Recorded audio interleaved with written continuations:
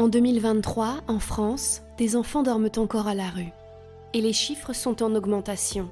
C'est le résultat du baromètre publié par la Fédération des acteurs de la solidarité et de l'UNICEF. J'ai 11 ans, je suis une enfant qui habite dans le gymnase. Il fait trop chaud, il y a les bébés qui sont malades, on a besoin d'être hébergés. À Lyon, des dizaines de familles vivent dans le gymnase d'un collège en attendant un logement de la préfecture. À leur demande, nous avons modifié la voix de certains témoignages. On a squatté le gymnase le 22 juin, ça fait 2 mois ici. Vraiment, c'est terrible de vivre ensemble les uns sur les autres et la chaleur terrible, et les insectes et les maladies et tout ça. La salle gymnase, on souffre. La salle gymnase, la chaleur, dormir pas bien, les souris, les cafards.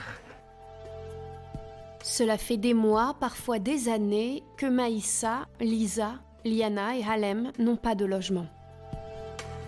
Mon fils, elle a 8 ans. Avant la salle gymnase, je dormais dans la rue. À 115, appelle 115, toujours appelé 115. Elle m'a dit, on n'a pas de place. L'assistance sociale, elle m'a dit, aucune solution.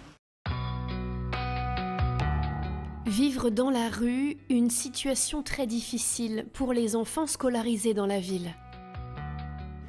C'était pas bien parce que quand on arrivait à l'école, on n'avait pas à manger, il faisait trop chaud aussi.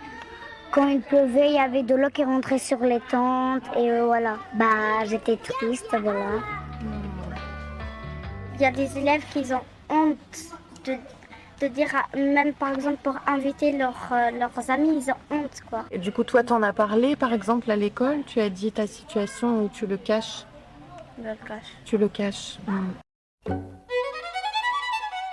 Le plus difficile pour nous, c'est l'incertitude de ne pas savoir ce qu'on va devenir. Surtout avec les enfants qui vont retourner bientôt à l'école et qui ont besoin d'un bon cadre de vie pour étudier. Le plus important, c'est qu'on a besoin d'être logés.